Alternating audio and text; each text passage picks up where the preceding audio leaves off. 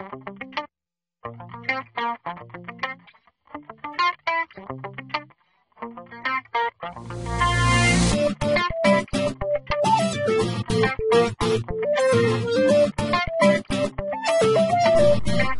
əziz dostlar və həmkarlar. Bugünkü mövzumuz Chapter 8 Lesson 3 Mini-Gink Brand Cache olacaq. Brand Cache bildiyimiz ki, uzaq məsafələrdə yerləşmiş şəbəkələrimiz, yəni filiallarımızda olan fayl və məlumatların mübadiləsini sürətləndirmək üçündür. Brand Cache yalnız Windows Server R2, Win7 Enterprise və Ultimate-də istifadə etmək mümkündür. Brand Cache şəbəkə məlumatların mübadiləsinin saniyənin 80 millisini yəni gecikmə baş verərsə bu vaxt aktivləşir. Brand Cache əsasən rejimlərinə görə iki rejimdə olur. Birincisi host cache, ikincisi isə distributed cache'dir. Host cache Windows Server 2008 R2-də serverində yerləşmiş, mərkəzləşmiş lokal cache-dən istifadə edilir. Host cache həmişə əlçatandır. Yəni ki, əgər distributed cache-dən fərqli olaraq, əgər filiallarımızın kompüterlərimiz sönülü olsa da, bizim məlumatlar lokal cache-də yerləşdiyinə görə Windows Server 2008-də biz istədiyimiz vaxt uzaqdan həmin filialın serverində qoşulub həmin məlumatları cache-dən əldə edə bilərik. Distributed cache isə məhsuldarlıq şəbəkənin məhsuldarlığı aşağı düşdükdə istifadə olunur. Yəni bu nə deməkdir? Əgər bizim filialımızda kompüterlərin eyni məlumat üçün hər hansı bir məlumat üçün cache-ə müraciət etdikdə, yəni bunun sayı müəyyən həddi keçdikdən sonra brand cache-in məhsuldarlığı aşağı düşməyə başlayır. Və həmin məhsuldarlığı qaldırmaq üçün distributed cache aktiv olur. Host cache aktiv director infrastrukturu olmayan məsələdə istifadə edilə bilməz. Yəni bunu da biləsiniz. Distributed cache haqqında sizə onu deyim ki, əvvəlcə onu deyim, klient Windows 7 kompüterlərimiz brand cache-dən istifadə edərkən bəzi yoxlamalar keçirilir. Birinci, brand cache yoxlayır ki, həmin bu texnologiyanı, yəni kompüter dəstəkləyir ya dəstəkləmir. İkincisi, o bayaq dediyim kimi o hədd ki var ki, onu yəni ki, məlumatların gecikmə vaxtını yəni keçir ya keçmir, onu yoxlayır və ondan başqa yoxlayır ki, sorğu verilən məlumatlar üçün cache-lənmə bitir yaxud gecikmə baş verir, bunu yoxlayır brand cache-də. Bayaq danışdım sizə host cache-dən. Host cache-də istifadə etməmizdən əvvəl biz brand cache-in komponentlərini yükləməliyik. Bundan sonra biz SSL burada var, SSL komponenti var ki, sertifikatı var ki, onu biz yüklüyürük. FQND host cache server üçün sonra biz həmin SSL sertifikatlarını sertifikat ambarına import etməliyik və əmin olmalıyıq ki, üçüncüsü əmin olmalıyıq ki, həmin SSL sertifikatlarından kompüterlər etibarlı bir mənbə kimi həmin sertifikatlardan, sertifikat ambarından istifadə edə biləcəklər. Distributed cache barəsində sizə məlumat verim ki, bu da host cache-dən sonra gələn bizim ikinci texnologiyamız, yəni brand cache-in ikinci rejimidir. Üstün cəhəti odur ki, istifadə etmək üçün Windows Server 2008 lazım deyil. Yəni ki, burada biz server cache-indən yox, ayrı-ayrı kompüterlərin cache-indən istifadə edəcəyik. Bu zaman məlumatlar bütövlük bir kompüterdə yox, bir neçə kompüterdə yerləşdirəcək. Distribute cache filiallarda yerləşmiş Windows 7 istifadəçilərin cachelərindən istifadə bu zaman məlumatlar və dediyim kimi bütöv bir kompüter yox, ayrı-ayrı kompüterlarda yerləşir. Çatışmayan cəhəti isə ondan ibarətdir. Əgər siz əldə etmək istədiyiniz məlumatlar sönük olan kompüterdən, yəni kompüterin keşindədirsə, onda siz faylları WAN vasitəsilə əldə etməlisiniz. Bu da bunun mənfi cəhətidir. Bir keşin qurulması barəsində indi danışaq. Bir keşi qurmaq üçün siz əvvəlcə onu aktiv etməli, yəni rejimlərdən birini seçməli və firewallda ona uyğun qanunları qurmalısınız. Siz həmçinin bir keşin qrup polisidən həmçinin və yaxud da ki netsh əmrinin köməyi ilə qura bilərsiniz. Firewallda aşağıdakı qanunları qurmaq vacibdir. Burada verilib. Birinci, keşdə olan məlumatların əldə edilməsi. Bunun üçün siz girən və çıxan trafiklər üçün TCP protokolun 80-cı port üçün qanun qurmalısınız. Gəlin indi bunu biz praktikada edək.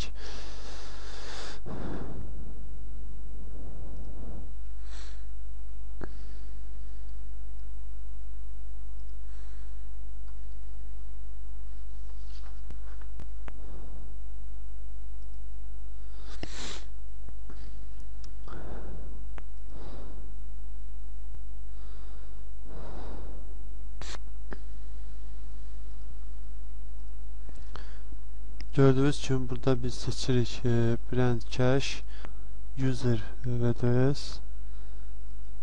Gördüyünüz kimi seçirik. Bundan sonra biz burada discovery təyin olunması üçün allow connect və finish.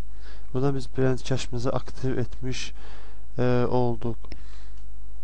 Bundan başqa ikinci qanun brand cache'i keşləmə başlanğıcının təyin olunmasıdır.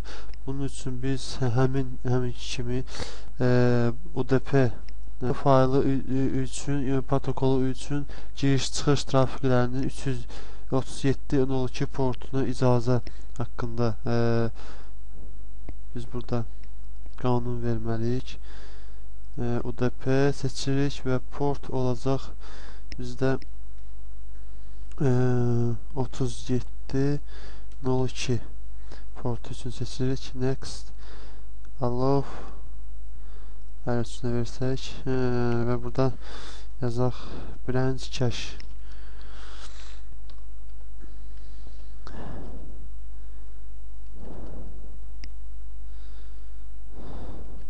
Branch cache finish.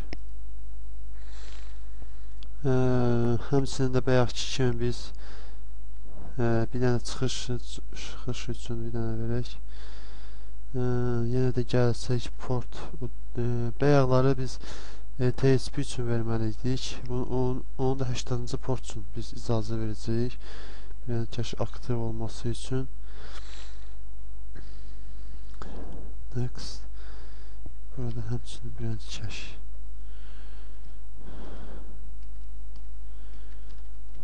Branch cache. Belə hazır.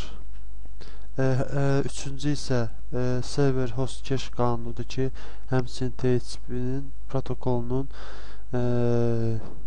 giriş və çıxış trafikləri üçün 443-cü port üçün icazə qanunu yaratmalıyıq. Bu qanun yalnız host cache rejimi üçün tətbiq edilir.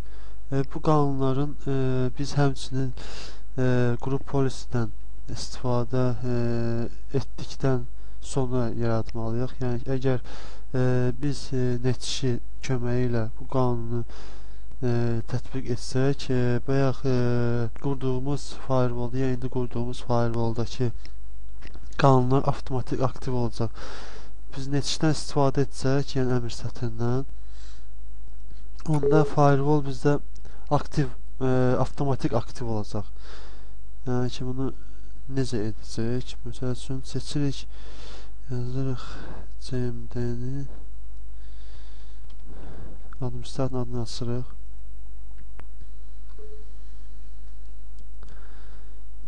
Sonra biz net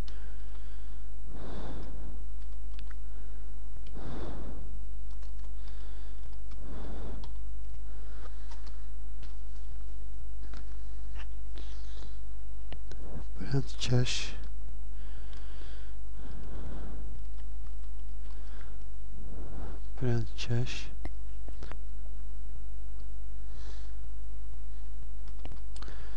set service mode beraber distributed olacaq.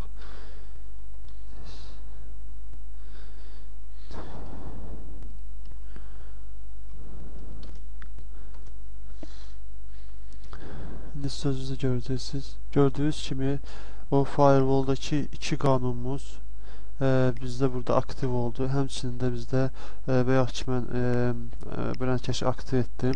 Həmin qanun da öz aktivliyini tapdı. Amma ki siz həmçinin bunu qrup polisidən edə bilərsiniz. Qrup polisidən edərkən onu bilin ki, qrup polisi yəni ki, bu əmr sətrini, yəni netişin qarşısında prioritet təşkil edir. Qrup polisidən belə deyək, brand cache-in müvafiq qanunlarını qurmaq üçün siz daxil olacaqsınız. Əvvəlcə qrup polisiyə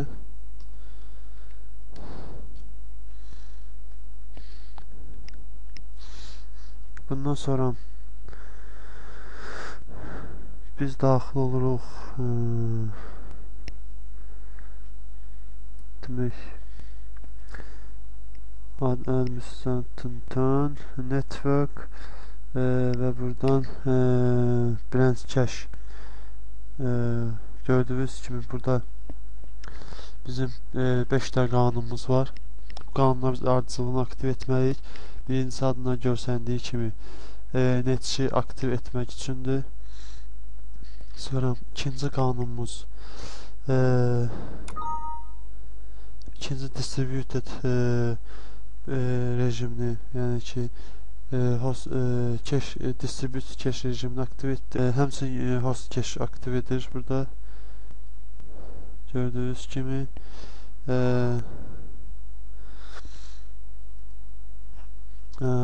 düzdür. Burada biz artıq millisaniyə ki var. 80 millisaniyəni əgər gecikmə baş verərsə məlumatların keçlənməsində onda yəni ki onda aktiv olacaq brand cache-miz. Həmçinin bu saniyəmiz azaldı yaxud da artıra bilərik. Əgər əl dəymiriksə onda bunu konfiqurasiya etmirik. Bundan sonra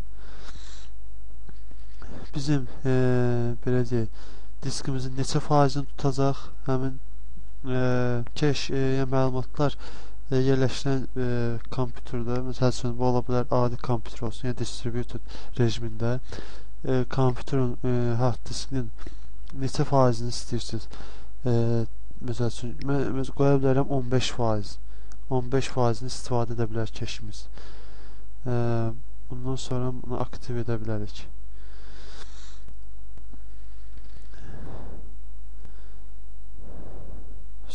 Bundan sonra bizim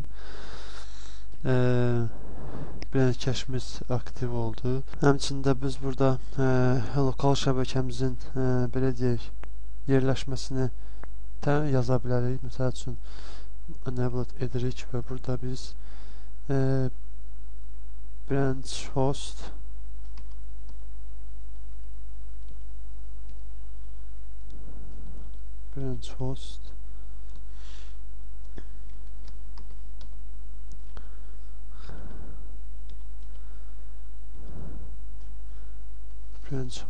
nokta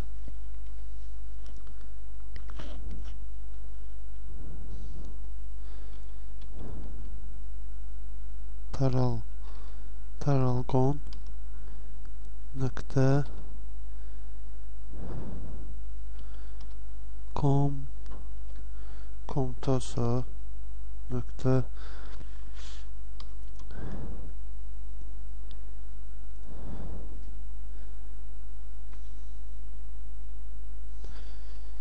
internal daxil edirik və apply veririk.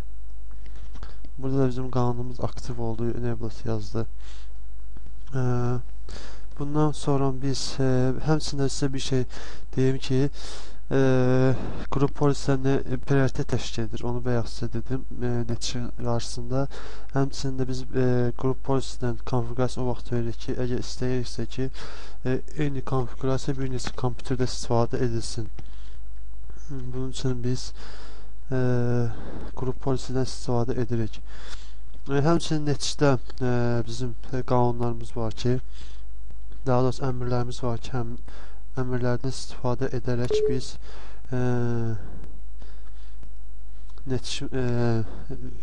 yəni ki, brendkeşimizi qura bilərik. Bunun üçün biz cmd-ni yenə adminin adını asırıq.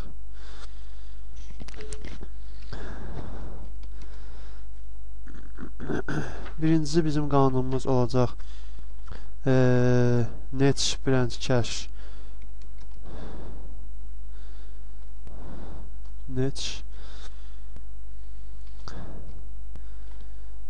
brand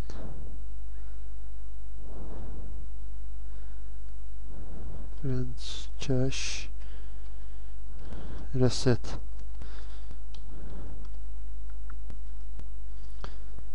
Bu bizim hal-hazırki qanunumuzu yenidən restart verir və yenidən işə salır.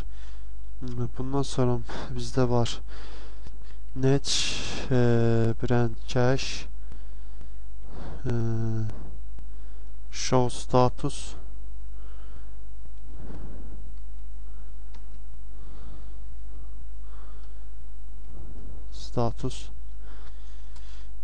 müvafiq bizim brand cache-imizin işləməsi barəsində məlumatlar verir. Gördüyümüz kimi host cache client set by group policy'dən işlədiyini göstərir. Bundan sonra bizdə var distributed cache aktiv edə bilərik biz. Bunun üçün həm bu vaxt bizim həm məlumatların cache-də olması barəsində məlumat verir və həmçində brand cache-in bağlarının belə deyək, təyin olunmasını təmin edir firewall-da. Bunun üçün biz yazacağıq brand cache set services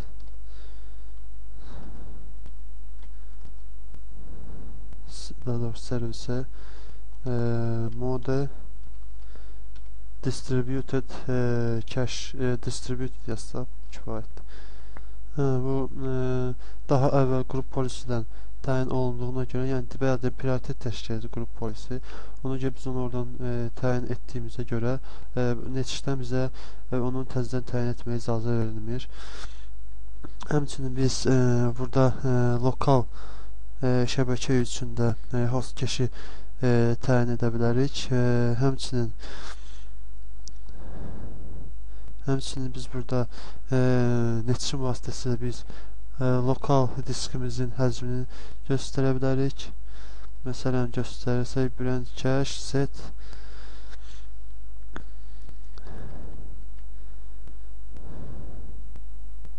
change size məsələn